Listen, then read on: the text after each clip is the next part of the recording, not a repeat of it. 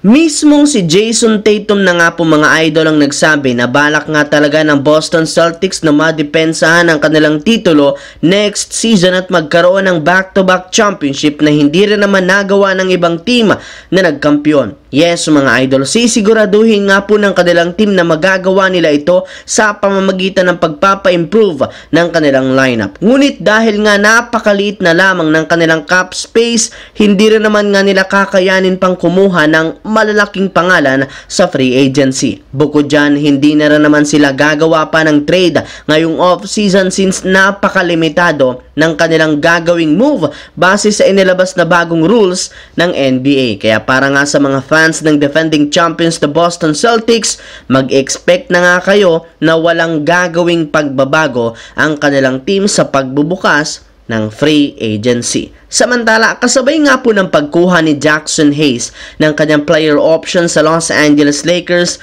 tuluyan na nga pong mabubuong muli ang kanilang Twin Tower last season na sina Jackson Hayes, Christian Wood, syempre kasama na si Anthony Davis. Ngunit sa kabila nga po niyan, pwede pa rin naman nga itong buwagin ang kanilang front office, gayong gusto rin naman nga nilang palakasin ang kanilang lineup, lalo ang front court. As of now, si Anthony Davis lamang ang untouchable sa tatlo pagdating ng trade. Ibig sabihin, posibleng isa o parehong tanggalin ng Lakers sina Christian Wood at Jackson Hayes ngayong off-season sa isang trade. Kaya dahil dyan, plano pa rin naman ng Lakers na makipag-agawan sa mga sentro na available sa free agency. Isa nga sa mga target nilang kunin ay ang available ngayon na sentro na si Brook Lopez na ayon sa isang source balak i-trade ng Milwaukee Bucks. Meron nga itong tira sa labas at for sure matutulungan si Anthony Davis.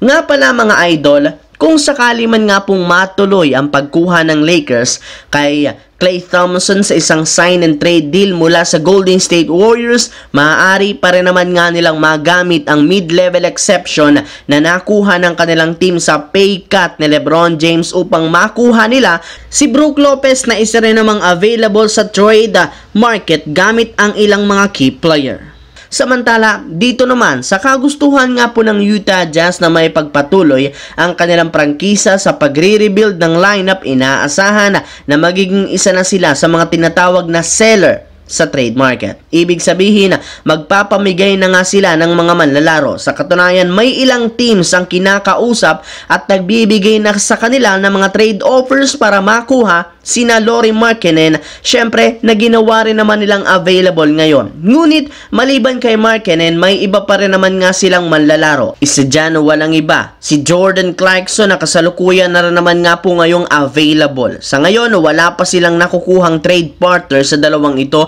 ngunit hindi rin naman magtatagal, maiti-trade ito at makakahanap sila ng magandang package na bubuuin ng ilang mga batang player at future draft picks.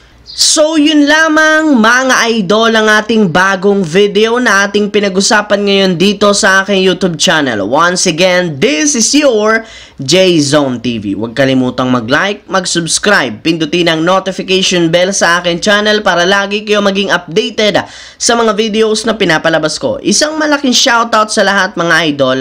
Maraming salamat po.